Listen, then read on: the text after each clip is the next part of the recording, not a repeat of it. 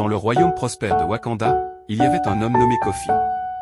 Kofi était connu dans tout le royaume comme le voleur le plus habile et le plus insaisissable. Personne ne savait comment il réussissait à entrer et sortir des maisons les mieux gardées sans être vu, ni comment il réussissait à échapper à toutes les tentatives de capture. Son nom évoquait à la fois crainte et admiration. Cependant, ce que les gens ignoraient, c'était que Kofi n'était pas un voleur ordinaire. Il ne volait pas pour s'enrichir ou par pure méchanceté. Kofi volait pour les pauvres, les opprimés et les nécessiteux. Il redistribuait discrètement ses butins aux familles affamées, aux enfants orphelins et aux vieillards sans soutien. Il était un voleur au cœur d'or.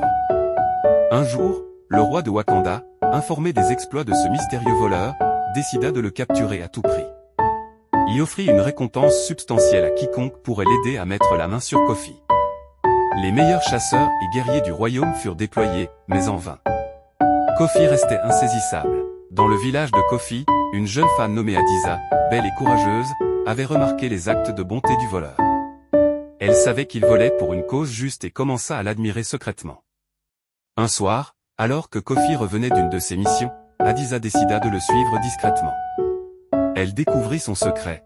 Kofi vivait dans une modeste cabane à la lisière de la forêt, et il utilisait un réseau de tunnels souterrains pour se déplacer sans être vu.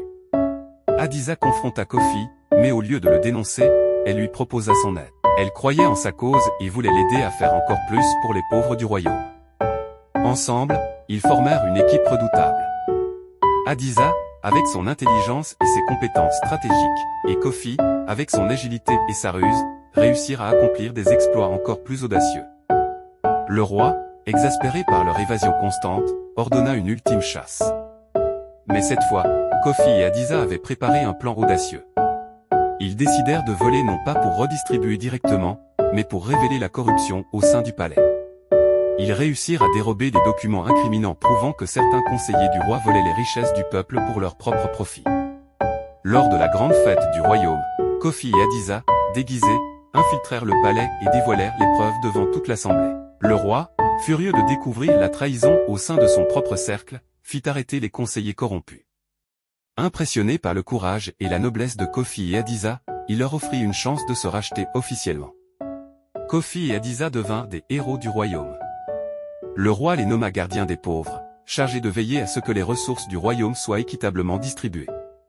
Le voleur au cœur d'or et sa complice courageuse avaient transformé leur passé criminel en une force pour le bien. Et ainsi, le royaume de Wakanda prospéra sous la surveillance vigilante de Kofi et Adiza, devenus les protecteurs des opprimés et les champions de la justice.